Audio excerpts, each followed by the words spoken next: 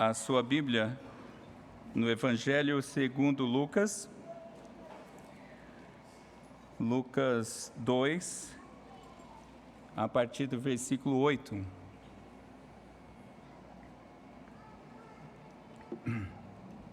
Tanto hoje quanto no próximo domingo, não estamos seguindo a sequência dos outros livros que temos exposto aqui.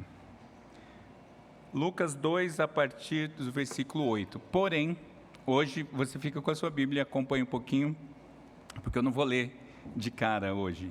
Eu quero que a gente leia de trecho em trecho, para irmos percebendo alguns detalhes. Então, crianças,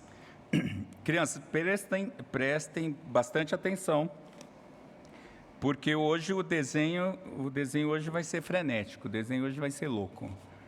Quero vocês desenhando anjos. Depois eu quero ver como que é. Quero anjos no céu, à noite. Eu não sei como vocês vão desenhar à noite, mas à noite tem estrelas, tem lua, tem uma série de coisas.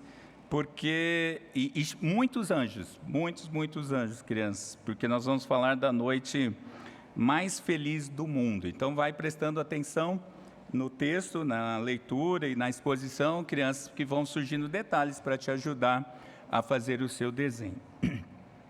Mas se eu pedisse, meus irmãos, para cada um de vocês contarem sobre uma noite feliz, qual seria essa noite? Alguns segundos para você lembrar. Qual seria essa noite muito feliz? Talvez a da formatura da faculdade, ou da turma do curso, ou a noite de celebração das bodas de 15 anos, a noite do noivado, do casamento ou da núpcias, ou a primeira noite na casa nova, ou a noite, aquela primeira noite em casa depois de uma longa internação. Eu me lembrei que minha mãe está aqui hoje. Há exatamente um ano atrás, nós estávamos no hospital. Ela estava internada, eu acompanhando, e a minha oração naquele dia de manhã foi: Senhor, deixa a gente passar esta noite, a noite de 24 para 25, no quarto, e não na UTI, Senhor, porque já deu de UTI. E realmente o Senhor nos atendeu. Então, estou me lembrando aqui que para nós foi uma noite muito feliz aquela. Ou talvez a primeira noite no hospital com o bebê no colo que acabou de nascer. Enfim, tantas outras noites felizes que alegram o coração só da gente pensar, não é mesmo? Acho que você tem noites assim. Acontece que neste mundo teve uma noite muito mais feliz do que todas as outras noites, tantas as passadas quanto as futuras também. Nessa noite muito feliz, foi anunciado o nascimento do Salvador. Nesse anúncio teve uma adoração celestial, e ali eles celebraram a razão da verdadeira alegria, conforme havia sido prometido no passado. Essa frase toda tem 4 pontos, e é o que nós vamos seguir nessa noite. Então, olhando para a Escritura, Lucas 2, a partir do versículo 8. Havia naquela mesma região pastores que viviam nos campos e guardavam seu rebanho durante as vigílias da noite. E um anjo do Senhor desceu aonde eles estavam, e a glória do Senhor brilhou ao redor deles, e ficaram tomados de grande temor. O anjo, porém, lhes disse: Não temais, eis aqui vos trago boa nova de grande alegria, que o será para todo o povo. É que hoje vos nasceu na cidade de Davi o Salvador, que é Cristo, o Senhor. E isto vos servirá de sinal: encontrareis uma criança envolta em faixas e deitada em manjedoura. Vamos orar. Senhor Deus, nós estamos aqui diante da história do nascimento do nosso Redentor. Já se passaram mais de 2000 anos, mas ela continua verdadeira, viva e necessária para as nossas vidas. Por isso, Senhor, nos ajude neste momento a compreender a Tua vontade para nós. Esse texto para muita gente é uma mera história, mas para nós não, é a história da salvação. Aplica, Senhor, as Tuas verdades em nossas vidas e nos transforma à imagem de Cristo Jesus, em nome de quem oramos. Amém. Em primeiro lugar, meus irmãos, nós vamos ler uma parte maior do texto, mas, em primeiro lugar, nós vamos perceber a chegada do Salvador. Numa noite comum, como tantas outras, alguns pastores, enquanto cuidavam das suas ovelhas no campo, foram surpreendidos por um anúncio celestial. Onde eles estavam, apareceu um anjo do Senhor. Veja, o texto diz um anjo, não é o anjo do Senhor, é claro. Mas anjo é uma palavra no grego que serve também para mensageiro. Então, um mensageiro, um anjo do Senhor, foi falar com aqueles pastores no meio de uma noite. E naquele momento em que o anjo se apresenta para falar com eles, a glória do Senhor brilhou ao redor dos pastores, e isso fez com que eles ficassem tomados de grande temor. Porém, o anjo começa a sua conversa justamente encorajando aqueles pastores: não tenham medo, vocês agora receberão a boa nova de grande alegria. Eu vim para trazer uma excelente notícia para vocês. Meus irmãos, que boa notícia é essa? Qual é a notícia? Nós lemos aqui o texto. Qual é essa boa notícia? Jesus nasceu. Ué, pastor, mas não tem o nome aqui de Jesus. É verdade. Se você reparar, não está aí o nome de Jesus, mas estão 3 palavras que qualificam quem é o nosso Senhor Jesus Cristo: o Salvador, o Cristo e o Senhor. O anjo usa essas 3 qualificações justamente para apresentar quem é o menino que nasceu. Jesus é o Salvador do mundo, conforme a gente leu aqui no texto de João 4, 42.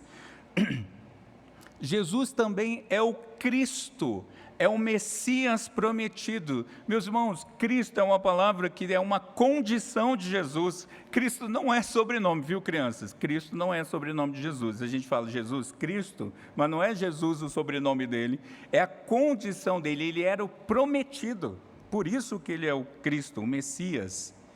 E Jesus é o Senhor, ele é Deus.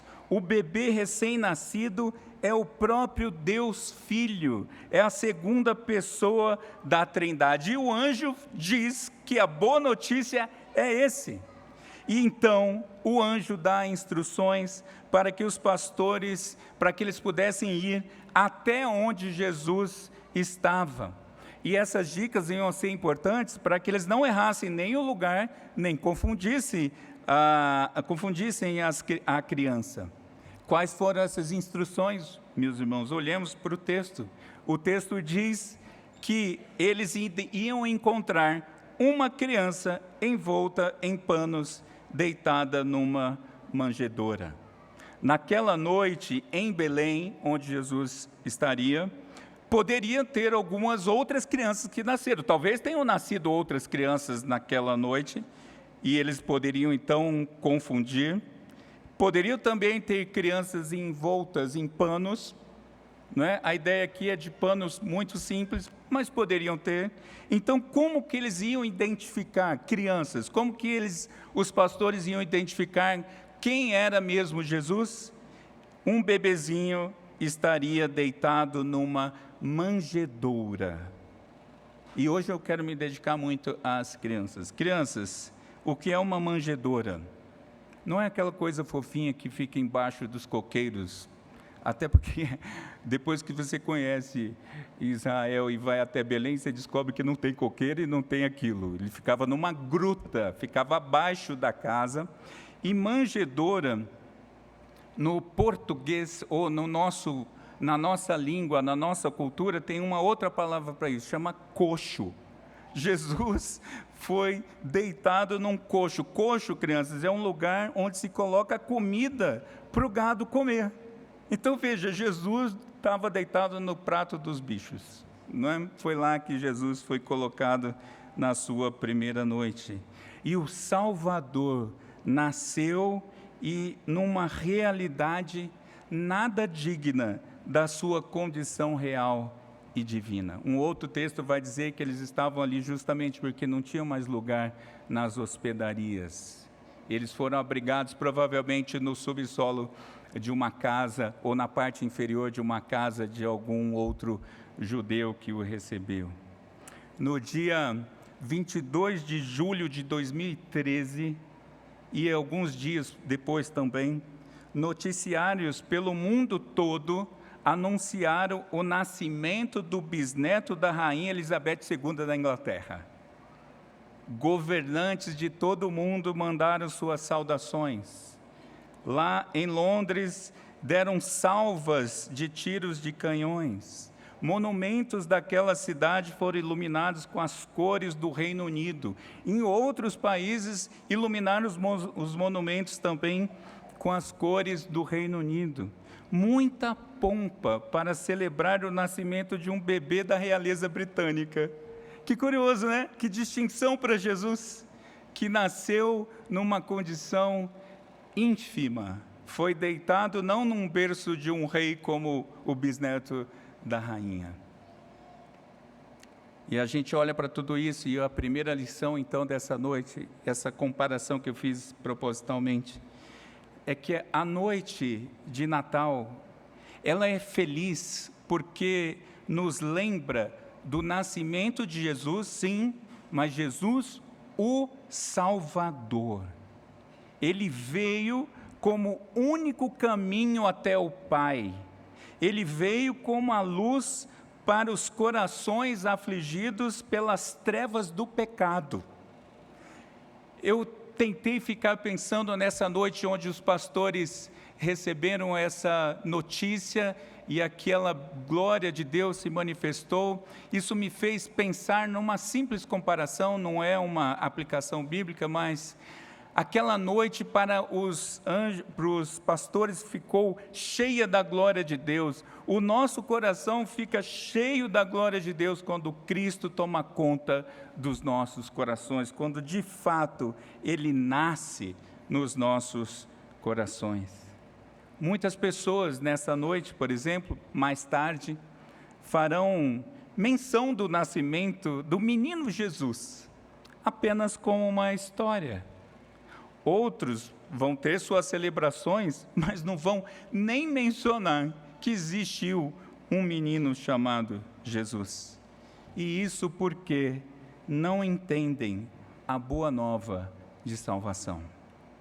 Mas hoje à noite, meus irmãos, não é, e coincidentemente, por conta do nosso calendário, hoje o dia do Senhor cai na véspera de Natal. Logo mais estaremos nas casas de familiares, ou nós recebendo familiares para a famosa ceia de Natal, e estaremos lembrando, provavelmente até orando em nome do Senhor Jesus, mas muita gente não fará isso. Nós já temos essa informação, mas muita gente não tem, e é também para essas pessoas que o verdadeiro anúncio do nascimento do Salvador precisa ser feito. E eles estão espalhados por toda a face da terra. Por isso, continue anunciando que o Salvador nasceu. Continue anunciando que a boa nova de alegria vive, é uma pessoa. E nós vamos ver isso mais um pouquinho para frente. Continuando no texto, versículos 13 e 14. E subitamente apareceu com o anjo uma multidão da milícia celestial, louvando a Deus e dizendo: glória a Deus nas maiores alturas, e paz na terra entre os homens, a quem Ele quer bem. Aquela noite, meus irmãos, foi tão diferente e tão especial, que assim que o anjo anunciou que Jesus nasceu, que o Salvador chegou, como que do nada, milhares, e essa é a ideia, milhares de anjos apareceram ali, louvando e adorando ao Deus que nasceu. A gente não tem dimensão disso, mas me parece que foi muito bonito, muito impactante, muito impressionante. os nossos músicos e cantores e também a Raquel no prelúdio já estão nos ajudando a entender um pouco como que é cantar a beleza do nascimento, mas aqui foi fantástico. Milhares de anjos apareceram louvando o Redentor que nasceu. Lucas, o evangelista, ele registra alguns cânticos na história inicial de Jesus, e esse é o terceiro cântico registrado por Lucas, e isso ficou conhecido como Glória in Excelsis. Até se canta assim essa versão. Mas o que diz esse cântico? Tão pequenininho. Os anjos talvez tenham repetido isso algumas vezes, mas vejam, em primeiro lugar, esse cântico diz: glória a Deus no céu. O nascimento do Salvador, meus irmãos, primeiramente, é para a glória do próprio Deus, em todo o universo. Tem horas que a gente confunde um pouco as ordens dos fatos. Parece que a obra do próprio Senhor Jesus é para o nosso bem. Sim, é para o nosso bem, mas isso é consequência. A obra do Senhor Jesus, o nascimento de Jesus, é para a glória de Deus, da própria Trindade. E os anjos estão cantando glória a Deus nas maiores alturas. Todo o universo provavelmente experimentou desse eco dos anjos cantando para a glória de Deus, e isso é apenas uma inferência da minha parte, mas porque assim como o pecado alcançou todo o universo, a glória de Deus precisa, obviamente, alcançar todo o universo. Mas, em segundo lugar, esse cântico fala primeiramente da glória de Deus, mas fala da paz aos homens na terra. E veja, paz é fruto da boa vontade de Deus. Sem o nascimento do Salvador, não haveria paz. Agora, vamos entender um pouquinho isso. Paz aqui é entre Deus e os homens. Essa paz aqui não é ausência de conflitos, não é ausência de guerras, não é ausência de dificuldades. Não, o nascimento do Senhor Jesus não foi pacifista nesse sentido. O nascimento de Jesus estabeleceu a paz, porque todo aquele sem Jesus está em rebeldia contra Deus. É um inimigo de Deus, está lutando contra Deus. Não quer Deus. E o nascimento de Jesus vem estabelecer a paz. Aquilo que pode unir, então, Deus e os homens. Essa paz entre Deus existia no Éden, mas acabou justamente por conta do problema causado por Adão no Éden. A queda de Adão, não Eva, a queda de Adão promoveu essa ruptura e essa inimizade contra Deus, que afeta todas as pessoas, mas Cristo, o Redentor, nasce para que tivéssemos paz, o príncipe da paz. Príncipe da paz que ia ser encontrado numa manjedoura. O Redentor, o príncipe da paz ia ser encontrado deitadinho num coxo. Paz, meus irmãos, para todos aqueles a quem Deus quer bem. Isso significa que essa paz é para todos aqueles que creem em Jesus. Essa paz não é universalista, como aparece nas postagens nos últimos dias. Você deve ter visto coisa assim na internet ou até recebido. Não é disso que o texto está dizendo. Esse querer bem de Deus é querer aqueles que o reconhecem. E essa foi uma noite de celebração espiritual. Disse um comentarista antigo, J.C. Ryle, ele disse: a jornada iniciada pela fé geralmente termina em louvor. Os anjos aqui estão louvando a Deus, aquela multidão de anjos. Eu não sei o plural de anjos, mas eu vou usar multidão. Deveria ter consultado se existe essa palavra. E multidão cantando é legal, não é? Quando a igreja canta a uma só voz, é tão bonito. Mas eu não sei se você já viu uma torcida organizada entrando no estádio. Normalmente os estádios põem todo mundo para dentro e por último entram as torcidas, para não ter confusão, aquela coisa toda.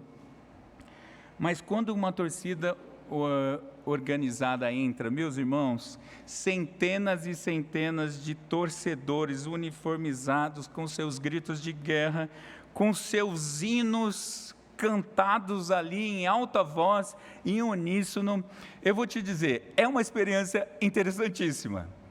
Você pode não gostar de futebol, pode não ser o melhor torcedor como eu, mas quando a torcida organizada entra, seja de qual time for, é muito impressionante. Aquela turba, aquele grupo de homens e mulheres cantando em alta voz, e realmente aquilo é impressionante. Mas aquilo tudo, meus irmãos, é uma grande demonstração de devoção e louvor ao time do coração. É muito bonito, é ensaiado, é impactante, mas o louvor, aquela espécie de louvor, é para o time do coração. E eu lembrando disso, porque a noite de Natal, meus irmãos, em segundo lugar, ela é feliz porque ela nos lembra que Jesus, cuja vitória nos trouxe a paz e nos reconciliou com Deus, Jesus é o motivo e o centro de todo louvor e de toda adoração. Ocorre que Satanás quer glória. Por isso que as pessoas às vezes falam assim, nessas igrejas frias, como as igrejas presbiterianas, lá deve ser muito fraco mesmo, porque não aparece manifestação de Satanás. Eu vou te dizer uma coisa muito simples, meus irmãos, é porque a glória aqui é de Jesus. Ninguém vai entrevistar Satanás, ninguém vai dar um mínimo de atenção, porque toda a glória, toda a honra e todo o louvor é para Jesus. Mas Ele quer glória, as autoridades querem glória, não é mesmo? Querem ser tratadas com pompa. Os times querem glória. Um jogo sem torcida, os jogadores ficam bem desanimados.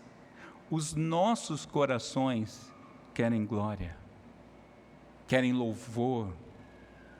Quando você faz alguma coisa legal e o outro não reconhece, ou se ela for um pouco mais direto, talvez como eu, que vai te responder assim, você não fez mais nada do que a sua obrigação.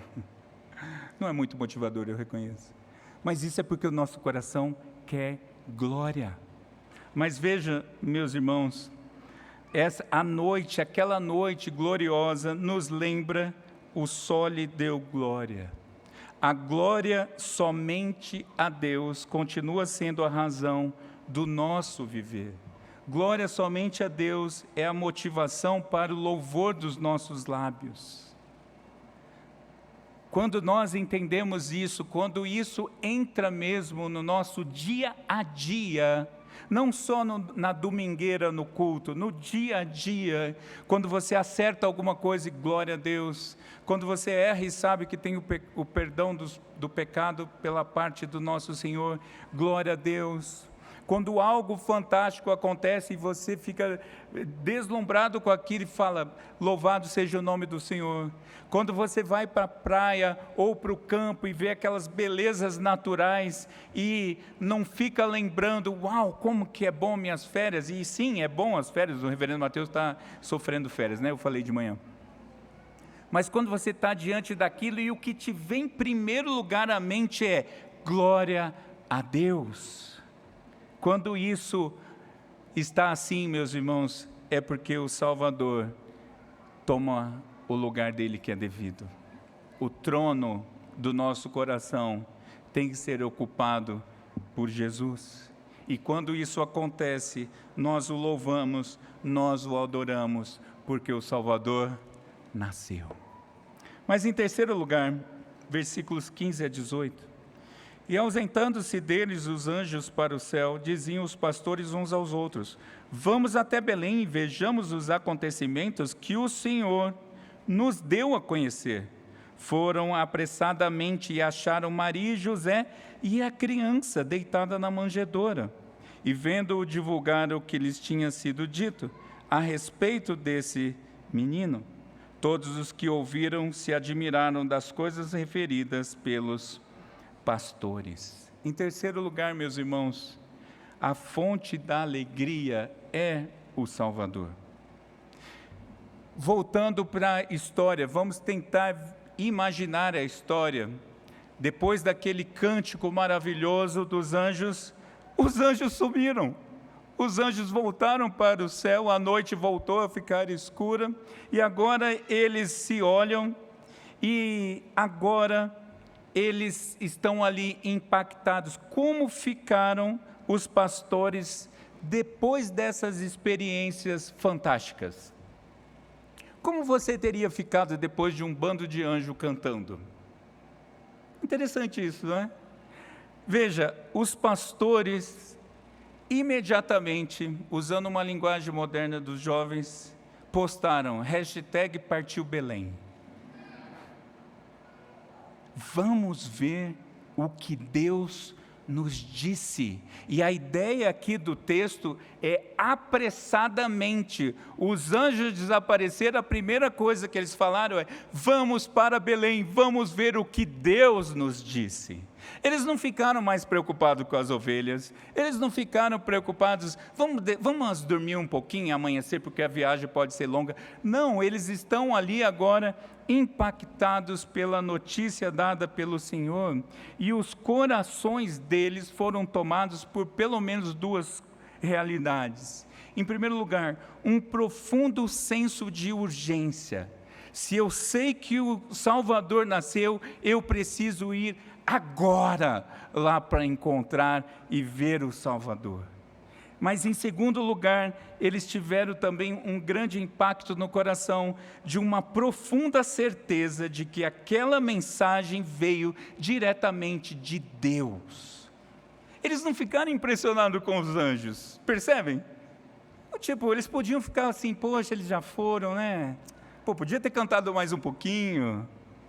Será que não tem mais alguma coisinha que eles deveriam ter contado para nós? Não, eles entenderam que a mensagem veio diretamente da parte de Deus, e eles partem para Belém, e quando eles chegam lá, eles encontram o menino, do jeito que tinha sido anunciado. A boa nova de grande alegria em pessoa, conforme anunciado pelo anjo. E aqui tem uma coisa, um detalhe entre vários, mas um detalhe que me maravilha, porque eles chegaram para José e Maria e contaram o que tinha acontecido, e José e Maria, que fazem parte dessa história, ficaram maravilhados com o que eles ouviram. Que coisa fantástica! Maria e José já estavam com o Redentor no colo, mas quando eles ouviram sobre o anúncio do nascimento do Redentor, eles ficaram maravilhados. Que coisa fantástica, meus irmãos! Só de ouvir a própria história do nascimento do Salvador que estava ali. Isso foi alvo de grande alegria. Só que o que está por trás de tudo isso é que a alegria não foi a aparição dos anjos, não foi o espetáculo do cântico dos céus, não foi nem o que foi falado exatamente nos cânticos ou naquele cântico. A alegria aqui é uma pessoa. A alegria é um bebê que nasceu. Os pastores, meus irmãos, estavam acostumados com cordeirinhos, mas agora eles estão vendo o Cordeiro de Deus que tira o pecado do mundo, e eles ficam maravilhados. E a noção aqui é cheios de alegria, porque agora os olhos deles viram o Salvador. Meus irmãos, hoje à noite, lembrando mais uma vez das noites de véspera de Natal, muita gente vai participar de grandes jantares, muita gente vai participar de festas contratadas, e isso não tem problema algum. Tem gente que hoje vai participar de grandes festas chamadas natalinas. Muita gente, meus irmãos, vai usar essa noite para farras e noitadas. Talvez você fale, não é possível. Deixa eu te contar uma coisa, é possível. Infelizmente eu te digo, é possível usar a noite de Natal para farra. Mas as pessoas fazem isso, sabe por quê, meus irmãos? Elas estão em busca da magia do Natal. Até cantam por aí, né? A magia do Natal. E isso nada mais é do que vidas vazias em celebrações vazias. Sim, encontrarão uma satisfação hoje à noite, mas essa satisfação desaparecerá com o raiar do sol, com a ressaca, com a rebordosa, com a falta dos amigos. Desaparecerá. Mas nós precisamos lembrar que a noite de Natal, ela é feliz, porque ela nos lembra que Jesus é o único que pode nos encher da alegria que não é passageira. A alegria de Jesus preenche, uma vez preenchido o coração, ela nunca acaba, e ela nunca acabará. E é essa alegria dessa noite, meus irmãos. Quando você estiver na sua celebração, lembre-se disso. Não é aquele Chester, aquele peru, ou qualquer outro tipo de comida desses bichos que a gente nunca viu, que vai encher de alegria o seu coração. Vai encher a barriga, e vai ser muito legal isso, eu concordo. Mas o que vai te trazer alegria não é aquele familiar que veio de distante para participar dessa noite. Isso é bom? Claro que é bom. Os presentes debaixo, provavelmente, de alguma árvore, tem uma certa expectativa. Sim, tudo isso é legal, mas a alegria verdadeira é o menino Jesus. Porque e se não tiver essas outras coisas? Jesus é o único que nos enche da verdadeira alegria. É tão assim, meus irmãos, que essa linda notícia do nascimento de Jesus, quando alcança o coração e enche de alegria, e isso continua acontecendo, continua deixando gente maravilhada até hoje. Todos aqueles que têm ouvidos para ouvir, ouvem quem é Jesus e reconhecem o Salvador. E reconhecendo o Salvador, meus irmãos, só tem uma resposta: a alegria do reconhecimento do menino que nasceu. Mas em último lugar, os versículos 19 e 20. Maria, porém, guardava todas essas palavras, meditando-as no coração. Voltaram então os pastores, glorificando e louvando a Deus por tudo o que tinham ouvido e visto, como lhes fora anunciado. Em quarto e último lugar, o cumprimento das promessas que se manifestam no Salvador. Tanta notícia fantástica, tanta coisa acontecendo, e Maria guardou aquilo no coração. A ideia aqui do grego é de guardar bem juntinho do coração. E não era para menos, não é verdade, meus irmãos? Esse nascimento tinha sido profetizado há mais de 700 anos. Há mais de 700 anos o povo de Deus aguardava pela chegada do Salvador, que aconteceria em Belém. Eles estavam aguardando, e Maria agora está diante daquela situação. Ela é a mãe do Salvador, porque agora teve gente que veio de fora e confirmou: você é a mãe do Salvador. Os anjos nos disseram: é ele sim. E parece, meus irmãos, que diante de situações grandiosas, o silêncio contemplativo tem o seu lugar. Parece que Maria está guardando aquilo no coração, não porque ela esteja duvidando, mas porque ela quer verificar o desenrolar da história dada pelo próprio Deus. Por exemplo, Jacó fez algo parecido ao ouvir o relato dos sonhos do seu filho José. Lembra quando José conta seus sonhos? Jacó guarda aquilo no coração. Tipo, é grande demais para eu entender. Daniel diante do sonho dos 4 animais. Tem hora que a notícia é grande demais. E agora Maria então guarda isso no coração. Mas eu quero chamar a atenção para os pastores. O texto diz que eles foram embora. Eles viraram e deixaram o Redentor lá e voltaram para a sua vida. Só que eles voltaram profundamente impactados. O texto diz que eles voltaram glorificando e louvando a Deus. Eles estão fazendo a mesma coisa que os anjos. Eles viram o Redentor e agora a boca deles não aguenta, a boca deles não fica fechada. O Redentor nasceu e eles voltaram. O texto não dá detalhes, mas talvez cantando e conversando e cantando, e eles voltaram para as suas vidas impactados pelo nascimento do Redentor. Porque o que antes era uma esperança, agora é verdade. Todas as promessas do Antigo Testamento sobre o Messias que viria foram cumpridas. E eles perceberam essas promessas cumpridas nessa noite feliz. Eles perceberam que Deus honrou as suas promessas.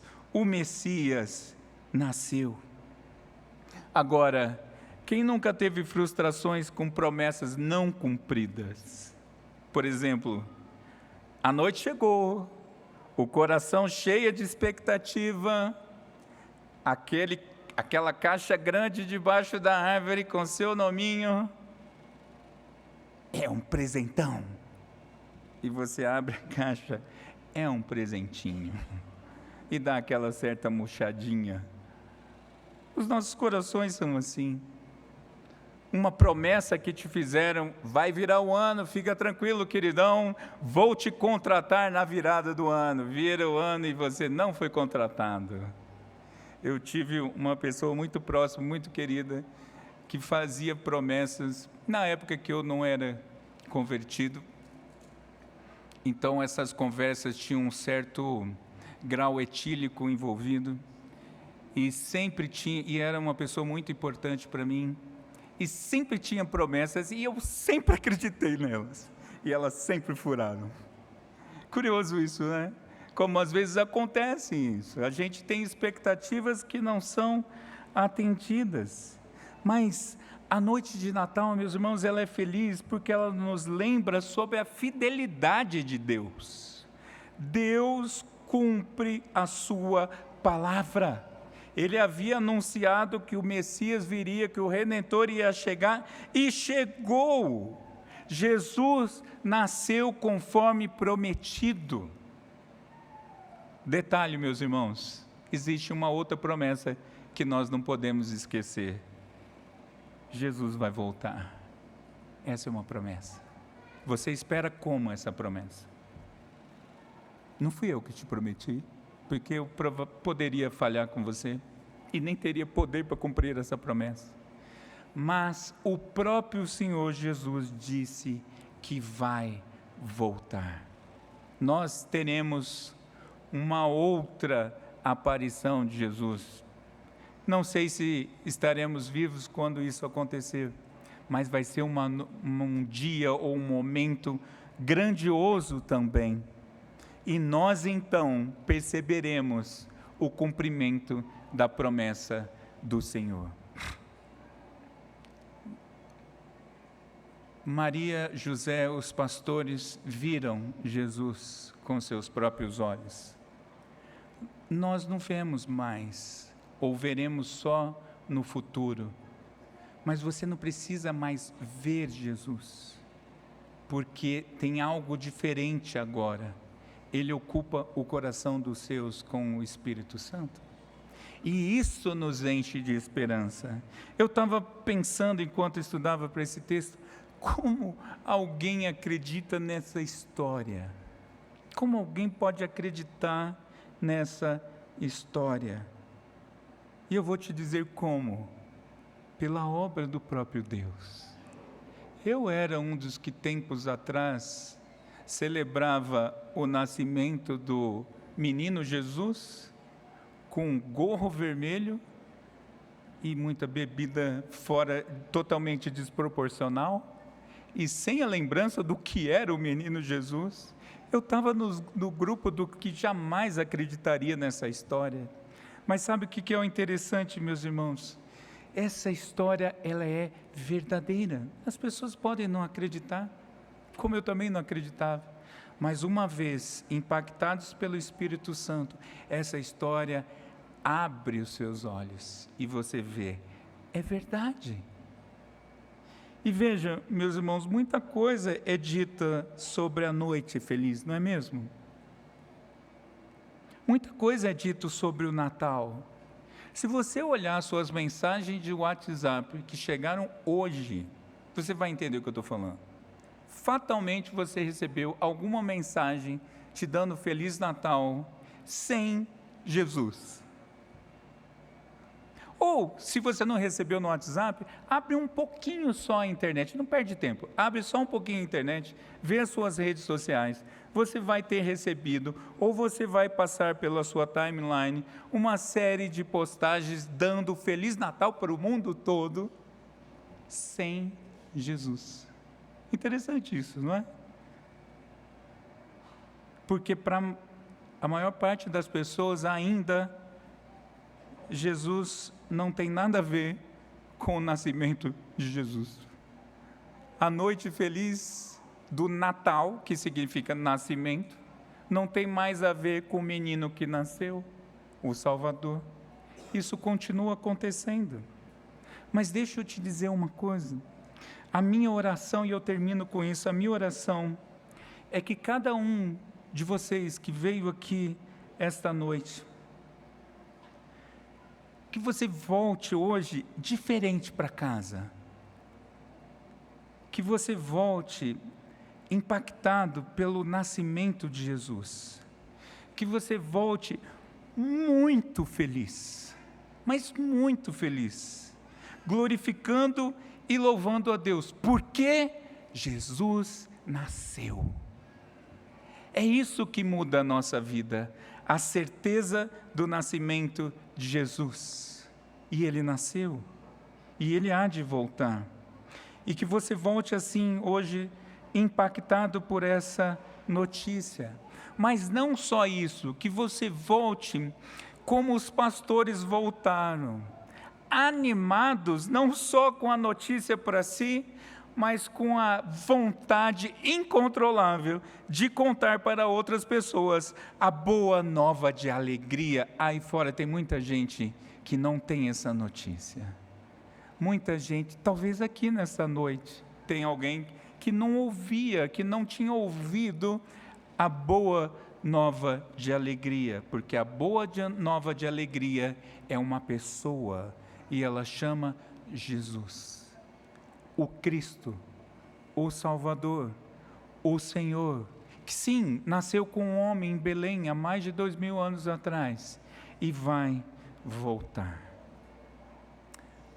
Que cada um aqui tenha, de verdade, um Feliz Natal, na presença do menino que nasceu. E em reconhecimento a isso, meus irmãos, vamos cantar mais uma vez, vamos nos pôr em pé e cantarmos.